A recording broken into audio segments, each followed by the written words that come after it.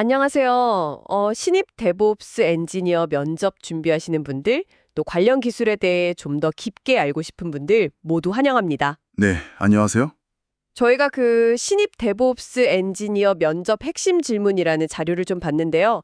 이걸 보면서 좀 까다로울 수 있는 기술 질문들, 그 본질을 한번 파헤쳐 보려고 해요. 네, 좋습니다. 단순히 답만 아는 것보다는 왜 그런지 아는 게 중요하죠. 맞아요. 그 왜에 집중해서 한번 풀어가 보겠습니다. 바로 시작할까요? 네, 첫 번째 질문부터 이게 상당히 현실적인데요. 면접관이 만약에 운영 중인 레디스에서요. 큐쿠버네티스 exec 써서 메모리 덤프 한번 떠보세요. 이렇게 요청했다고 해보죠. 네, 그럴 수 있죠. 근데 이게 왜 위험한 생각인지 좀 더 깊게 OS 레벨까지 들어가서 설명해야 한다면 어떻게 접근해야 할까요? 네, 그건 아주 중요한 포인트인데요. 실제 운용 환경에서 그런 작업은 절대 하면 안 됩니다. 크게 한 세 가지 정도 심각한 문제가 생길 수 있어요. 세 가지나요? 어떤 것들이죠? 첫째는 프로세스 일관성 문제예요. 레디스가 막 메모리에서 데이터를 읽고 쓰고 있는데 그 순간에 메모리 덤프를 딱 뜨면 그 시점의 힙 상태가 좀 불안정해요. 불안정하다는 건 데이터가 좀 깨질 수도 있다는 건가요? 그렇죠. 데이터 무결성이 깨지거나 순서가 뒤죽박죽된 상태로 덤프 파일이 만들어질 위험이 아주 큽니다. 일관성을 보장할 수가 없는 거죠. 운영 중에 함부로 건드리면 데이터가 망가질 수 있다. 네, 그럼 두 번째는요? 두 번째는 권한 문제예요. 요즘 OS들은 보안 때문에 ASLR, 주소 공간 레이아웃 랜덤화 같은 기법을 쓰고요. 쿠버네티스 컨테이너는 또 네임스페이스로 격리되어 있잖아요. 네네, 그렇죠.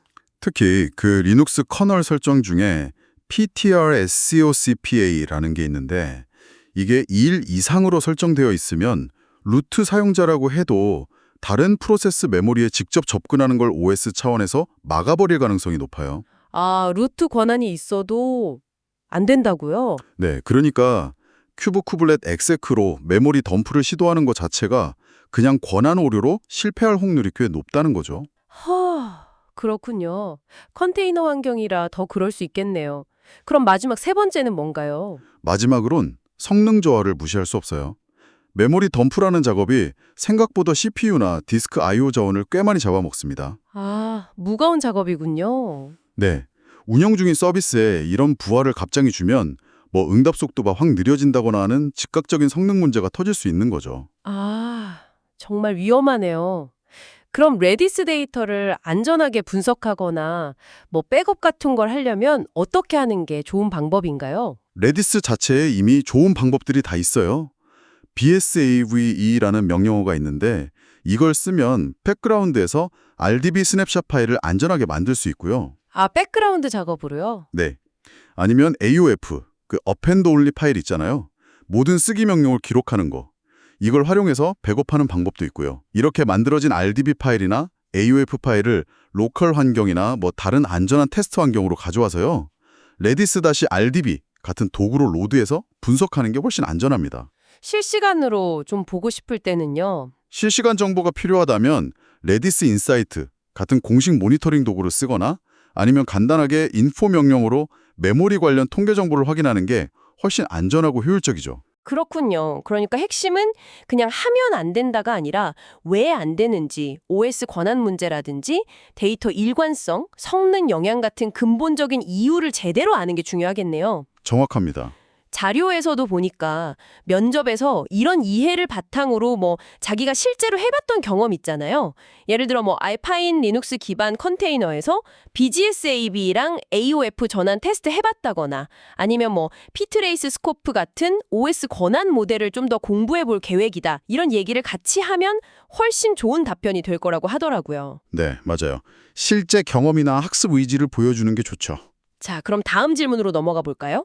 우리가 보통 컨테이너가 VM보다 가볍고 빠르다 이렇게 많이 얘기하잖아요. 네, 그렇죠. 일반적인 인식이 그렇죠. 근데 이게 항상 맞는 말은 아닐 것 같아요. 혹시 VM, 그러니까 가상머신이 도커 같은 컨테이너보다 오히려 더 나은 선택이 되는 그런 특별한 상황들이 있을까요? 있다면 왜 그럴까요? 네. 좋은 질문입니다. 물론 컨테이너가 호스트 OS 커널을 공유하니까 오버헤드가 적고 시작 속도 빠른 건 맞아요. 근데 VM만이 가지는 확실한 이점이 필요한 시나리오들이 분명히 있습니다. 예를 들면 어떤 경우일까요? 첫 번째는 강력한 보안 격리가 필요할 때예요. 예를 들어 여러 사용자, 그러니까 테넌트들이 하나의 물리 인프라를 나눠 쓰는 멀티 테넌트 환경 같은 경우요. 아, 여러 회사가 같이 쓰는 클라우드 같은 거요? 네, 비슷합니다. 그런 환경에서는 각 사용자 환경이 서로 완전히 분리된 커널을 쓰는 게 중요할 수 있어요. 특히 만약에 커널 자체에 어떤 보안 취약점이 발견됐다고 하면 컨테이너는 호스트 커널을 공유하니까 다른 컨테이너까지 영향을 줄 수 있거든요. 아, 한 군데 뚫리면 다 위험해질 수 있겠네요. 그렇죠. 하지만 VM은 하이퍼바이저 레벨에서 아예 커널 자체가 분리되어 있으니까 보안 경계가 훨씬 명확하고 강력합니다. 특히 금융권처럼 규제가 아주 엄격한 분야에서는 이런 점이 중요하게 작용할 수 있죠. 커널 자체를 분리해서 보안성을 확 높인다. 네, 확실히 일리가 있네요. 또 다른 경우는요? 두 번째는 특수한 커널 모듈이나 하드웨어 드라이버가 꼭 필요할 때입니다. 예를 들어서 GPU 가속 드라이버 같은 거요. 이런 특정 하드웨어랑 아주 밀접하게 연관된 커널 모듈을 컨테이너 환경에 직접 로드해서 안정적으로 운영하기가 생각보다 좀 까다로울 수 있어요. 호스트의 OS 커널이랑 뭔가 충돌하거나 그럴 수 있나요? 네, 맞아요. 호환성 문제가 생기기 쉽습니다. 반면에 VM은 완전히 독립된 자신만의 커널을 가지니까 이런 특수한 환경을 훨씬 자유롭게 구성하고 안정적으로 운영하기에 유리하죠. 아, GPU 같이 뭔가 특별한 하드웨어를 써야 할 때도 VM이 더 좋을 수 있군요. 네, 그리고 세 번째 경우가 있는데요. 이건 레거시 OS나 아니면 호스트 OS와 아예 다른 종류의 OS를 써야 할 때입니다. 다른 종류의 OS요? 네, 컨테이너는 기본적으로 호스트 OS랑 같은 계열의 커널 위에서 돌아가잖아요. 예를 들어서 리눅스 호스트 위에 윈도우 서버를 돌려야 한다거나 아니면 아주 오래된 버전의 리눅스 배포판을 꼭 써야 한다거나. 아, 그럴 때는 컨테이너로는 안 되겠네요. 네, 그렇죠. 그런 경우에는 VM이 거의 유일한 선택지가 될 수 있습니다. 아하, 그럼 정리를 좀 해보면 단순히 속도나 가벼움 말고도 보안 격리 수준이라든지 아니면 특정 하드웨어나 커널 모듈과의 호환성, 그리고 돌려야 하는 OS 종류 같은 걸 다 따져봐야 한다는 거네요. 뭐 예를 들어 GPU 쓰는 워크로드 테스트할 때 도커 쓰려니까 드라이버 호환성 때문에 고생했는데 엔비디아에서 제공하는 VM 이미지를 썼더니 문제가 해결됐다. 뭐 이런 실제 경험을 얘기하면 아, 이 사람이 기술 선택의 이유를 정말 제대로 이해하고 있구나 하는 인상을 줄 수 있겠네요. 네, 아주 좋은 접근이죠. 자, 계속해서 도커 이야기를 좀 더 해보죠. 도커 이미지 크기가 너무 커지면 빌드 시간도 오래 걸리고 배포 시간도 길어지고 또 레지스트리 저장 비용도 무시 못하잖아요. 네, 그렇죠. 이미지 크기 줄이는 게 정말 중요합니다. 이 이미지 크기를 효과적으로 줄이는 좀 실질적인 방법들 어떤 것들이 있을까요? 이미지 최적화는 데브옵스 엔지니어의 기본 소양 중 하나라고 할 수 있는데요. 크게 한 3가지 정도 아주 효과적인 방법을 기억해 두시면 좋습니다. 3가지요. 네, 기대되는데요. 첫 번째, 그리고 제가 생각하기에 가장 강력한 방법은 멀티스테이지 빌드를 활용하는 겁니다. 멀티스테이지 빌드요. 그게 뭐죠? 도커 파일 안에서 from 명령어를 여러 번 써서 빌드 단계를 논리적으로 나누는 거예요. 단계를 나눈다. 좀 더 구체적으로 설명해 주실 수 있나요? 네, 예를 들어서 첫 번째 스테이지를 빌더 스테이지라고 부른다고 치면요. 여기서는 소스 코드를 컴파일하는 데 필요한 모든 도구들, 예를 들어 JDK나 고 컴파일러, 빌드 툴 같은 걸 다 설치해요. 그리고 그걸로 최종 실행 파일이나 라이브러리를 딱 만듭니다. 네, 일단 필요한 거 다 넣고 만들고 그 다음엔요? 그리고 다음 최종 스테이지에서는 아주 가벼운 베이스 이미지, 예를 들면 알파인 같은 거 위에다가요. 방금 앞 빌더 스테이지에서 만든 실행 파일 같은 결과물만 copy from builder라는 명령어로 쏙 가져오는 거예요.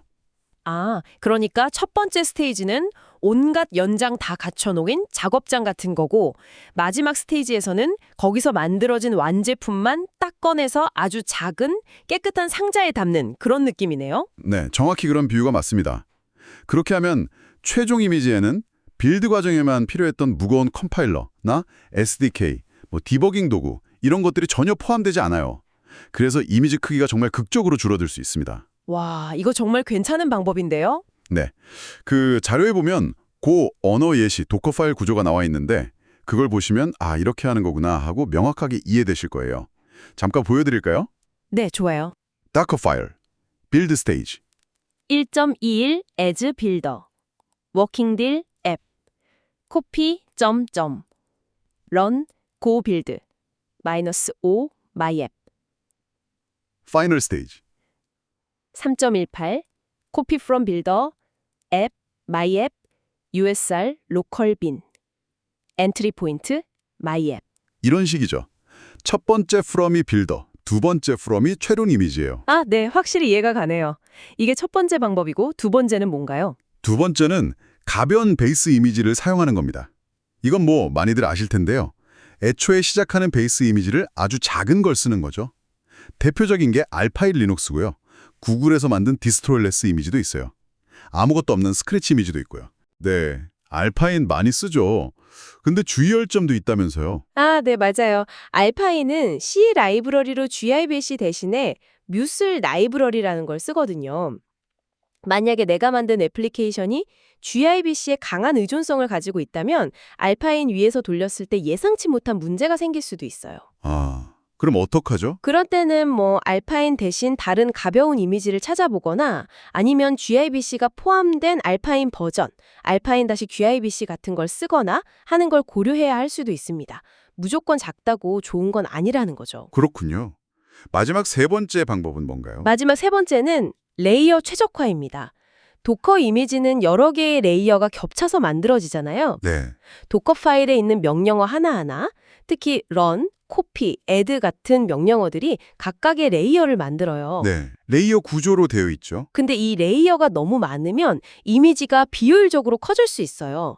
그래서 관련된 명령어들은 가급적 run 명령어 하나 안에서 end 같은 걸로 연결해서 한 레이어에서 실행하는 게 좋습니다. 아, 명령어를 묶어서 레이어 수를 줄인다. 네, 특히 중요한 게 예를 들어 apt-get 업데이트하고 apt-get 인스톨로 패키지를 설치했다면 그 뒤에 불필요한 캐시 파일을 지우는 apt-get clean이나 rm-rf var lib apt list 같은 정리 명령어를 반드시 같은 run 명령어 안에서 실행해야 한다는 거예요. 아, 다른 런에서 하면 안 되나요? 네.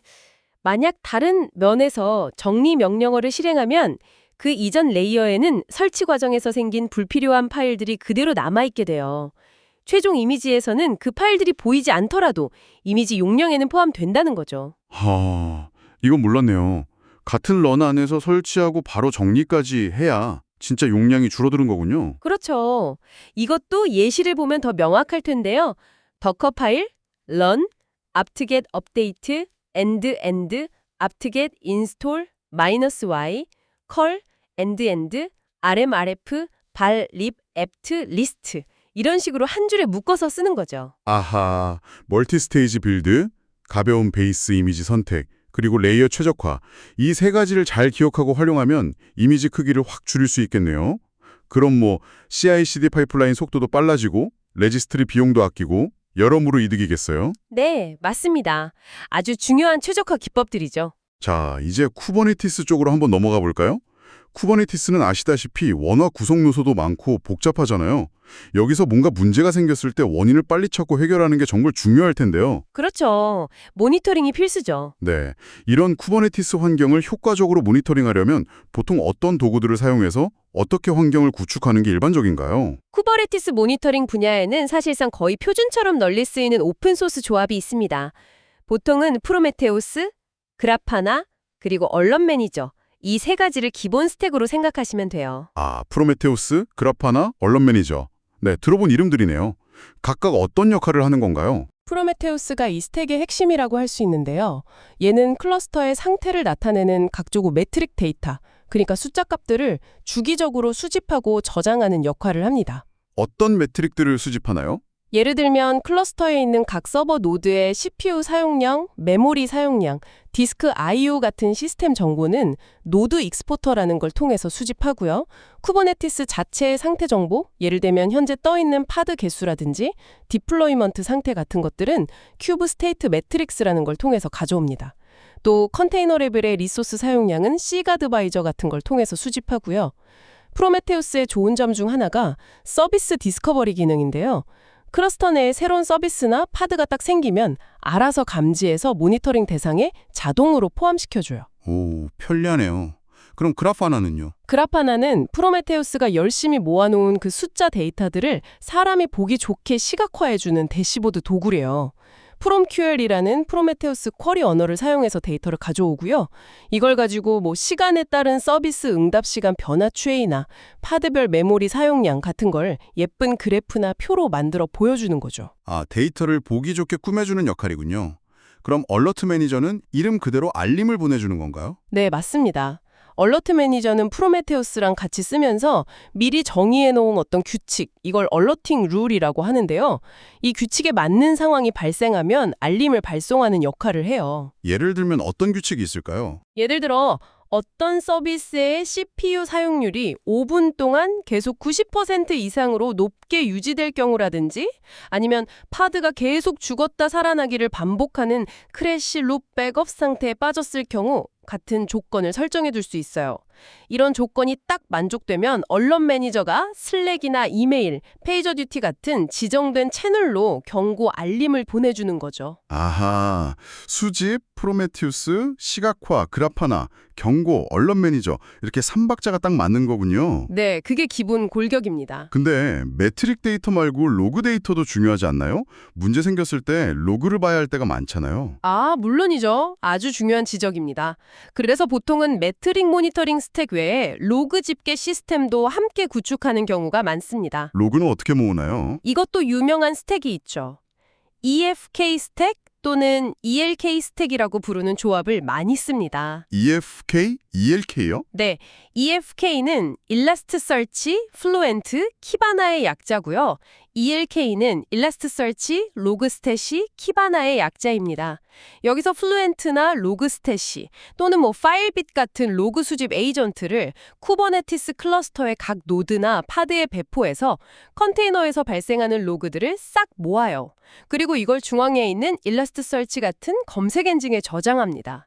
마지막으로 키바나라는 웹 UI 도구를 통해서 사용자가 이 로그들을 편리하게 검색하고 필터링하고 분석하고 시각화까지 할 수 있게 되는 거죠. 와, 매트릭이랑 로그까지 하려면 정말 하나의 완전한 생태계를 구축해야 하는 거군요. 네, 그렇죠. 제대로 하려면 좀 복잡할 수 있습니다. 단순히 도구 이름만 아는 걸 넘어서서 각 도구가 어떤 역할을 하고 서로 어떻게 데이터를 주고받는지 그 전체적인 흐름, 아키텍처를 이해하는 게 정말 중요하겠네요. 맞습니다. 큰 그림을 볼 줄 알아야죠.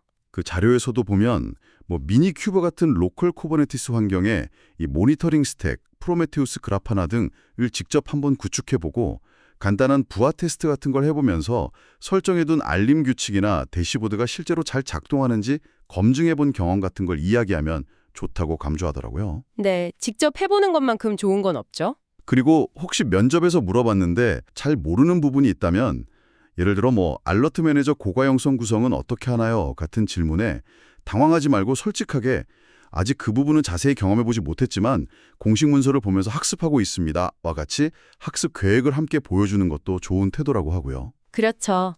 신입에게는 모든 걸 다 알기를 기대하진 않으니까요. 배우려는 자세가 중요하죠. 자, 드디어 마지막 질문입니다. 쿠버네티스 개념 중에 헤드리스 서비스라는 게 있다는데 이게 좀 이름부터 낯설거든요. 이게 정확히 뭔가요? 일반 서비스랑은 뭐가 다르고 어떤 경우에 사용하는 건가요? 아, 헤드리스 서비스. 네, 이것도 중요한 개념 중 하나죠. 말 그대로 해석하면 머리가 없는 서비스인데요. 여기서 머리가 없다는 건 클러스터 IP를 할당받지 않는다는 뜻입니다. 클러스터 IP가 없다. 서비스인데 IP가 없다고요? 네, 쿠버네티스 서비스를 만들 때 YAML8일에 spec.cluster-ip라는 필드가 있는데 여기에 보통은 쿠버네티스가 가상 IP를 자동으로 할당해주거나 고정 IP를 지정하잖아요. 근데 이걸 none이라고 명시적으로 설정하면 그 서비스는 클러스터 IP를 갖지 않는 헤드리스 서비스가 됩니다. 아, 클러스터 IP, none 이렇게요? 그게 핵심이군요. 그럼 IP가 없으면 어떻게 서비스 역할을 하나요? 일반적인 서비스, 그러니까 클러스터 IP가 있는 서비스는 그 고유한 IP 주소로 들어오는 요청을 받아서 뒤에 연결된 여러 파드들에게 적절히 분산시켜주는 일종의 로드 밸런서 역할을 하잖아요. 네, 그렇죠. 단일 진입점을 제공하는 거죠. 근데 헤드리스 서비스는 이 클러스터 IP라는 단일 진입점이 없는 대신에요.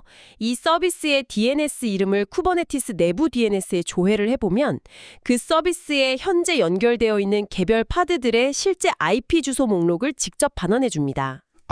파드 IP 목록을 직접이요? 네, 보통 DNS 레벨에서 이 파드 IP 목록을 가지고 라운드 로빈 방식으로 응답을 해줘요. 조회할 때마다 다른 파드 IP를 돌려주는 식이죠. 그럼 이건 언제 쓰는 거죠? 파드 IP를 직접 알아야 할 때 쓰는 건가요? 맞습니다. 가장 대표적인 사용 사례가 바로 스테이트풀셋과 함께 사용할 때입니다. 스테이트 풀셋이요. 데이터베이스처럼 상태를 가지는 애플리케이션 관리할 때 쓰는 거였죠? 네, 정확하래요. 예를 들어 카산드라나 엘라스틱서치 클러스터 혹은 MySQL 프라이머리 레플리카 구성처럼 각 파드가 고유한 이름, 예를 들면 포드-0, 포드-1, 포드-2와 자신만의 연구 스토리지를 가져야 하는 상태 저장 애플리케이션들을 관리할 때 스테이풀셋을 쓰는데요. 이런 경우에는 클라이언트나 다른 파드가 특정 파드, 예를 들면 마스터 노드라든지 아니면 특정 데이터 샤드를 담당하는 파드에 직접 접속해야 할 필요가 생길 때가 많아요. 그렇죠.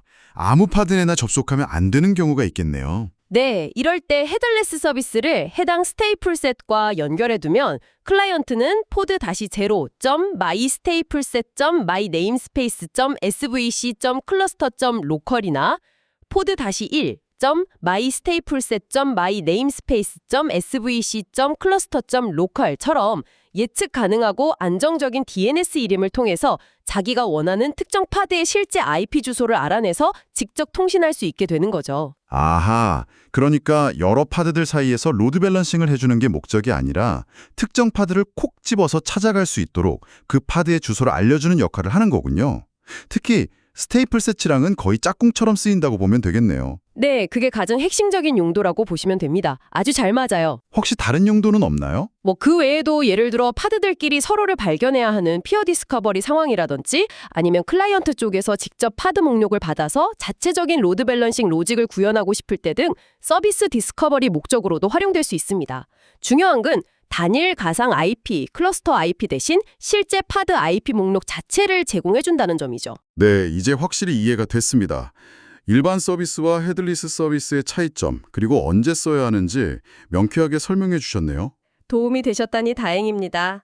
자료에서도 보니까 예를 들어 MySQL 복제 설정을 직접 실습해보면서 헤드리스 서비스를 이용해서 레플리카-0나 레플리카-1 같은 개별 복제본 파드에 직접 접속해서 상태를 확인해본 경험 같은 걸 면접에서 이야기하면 아주 좋은 답변이 될 거라고 하더라고요. 네, 역시 직접 해본 경험을 구체적으로 이야기하는 게 설득력이 있죠. 그리고 여기서 더 나아가서 코어 DNS 설정 튜닝 같은 관련 기술도 추가로 학습하고 있다 이런 언급도 긍정적으로 평가받을 수 있다고 하고요. 맞습니다. 지속적인 학습 의지를 보여주는 건 항상 좋죠. 자, 이렇게 오늘 신입 데브옵스 엔지니어가 면접에서 마주칠 수 있는 핵심 기술 질문 5가지를 좀 깊이 있게 파고들어 봤습니다. 운영 중인 레디스 메모리 덤프가 왜 위험한지부터 시작해서 VM이 컨테이너보다 나은 특수한 경우, 도커 이미지 최적화하는 실질적인 방법들, 쿠버네티스 모니터링 스택 구성, 그리고 마지막으로 헤드리스 서비스의 개념과 용도까지 다뤄봤네요. 네, 오늘 쭉 나눴던 이야기들을 다시 생각해보면 단순히 기술적인 개념 그 자체를 아는 것을 넘어서서요. 왜 그 기술을 써야 하는지 혹은 왜 쓰면 안 되는지 그 배경에 있는 근본적인 원리들, 예를 들면 OS 수준의 제약이라든지 보안 요구사항, 성능에 미치는 영향 같은 것들을 같이 이해하고 설명하는 게 정말 중요하다는 걸 알 수 있습니다. 그렇죠. 왜를 아는 게 중요한 거죠. 네, 그리고 면접이라는 자리에서는 자기가 직접 해봤던 실제 경험을 근거로 들어서 설명하는 게 좋고요. 혹시 잘 모르거나 부족한 부분이 있다면 그걸 솔직하게 인정하고 대신 앞으로 어떻게 더 배우고 성장해 나갈 것인지 구체적인 학습 계획을 보여주는 그런 태도가 신입으로서는 아주 중요하다고 생각합니다. 네, 오늘 저희가 나눈 이야기가 여러분의 기술적인 궁금증을 해소하는데 또 면접을 준비하시거나 관련 기술을 더 깊이 학습하시는 데 조금이나마 도움이 되었기를 진심으로 바랍니다. 단순히 정답을 외우는 것을 넘어서 그 기술 안에 숨겨진 원리와 맥락을 이해하고 연결하는 그런 즐거움을 느끼셨으면 좋겠어요. 네, 저도 그랬으면 좋겠습니다. 오늘 저희가 자동화나 효율화 이런 이야기들을 좀 많이 했는데요. 혹시 지금 이 방송을 듣고 계신 여러분의 일상적인 기술 관련 업무나 아니면 학습 과정에서요. 마음속으로는 이거 대복 수원칙 같은 걸 적용해서 좀 자동화하거나 더 효율적으로 개선할 수 있을 것 같은데 라고 생각은 하면서도 여전히 그냥 습관적으로 매번 손으로 수동으로 처리하고 있는 그런 작지만 반복적인 무언가가 있지는 않으신가요? 한번 잠시 떠올려 보시는 건 어떨까요? 어쩌면 그런 작은 변화 하나가 생각보다 큰 효율을 가져다 줄 수도 있습니다. 좋은 질문이네요. 저도 한번 생각해 봐야겠습니다. 오늘 저희와 함께 긴 시간 이야기 나눠주셔서 감사합니다. 네, 감사합니다.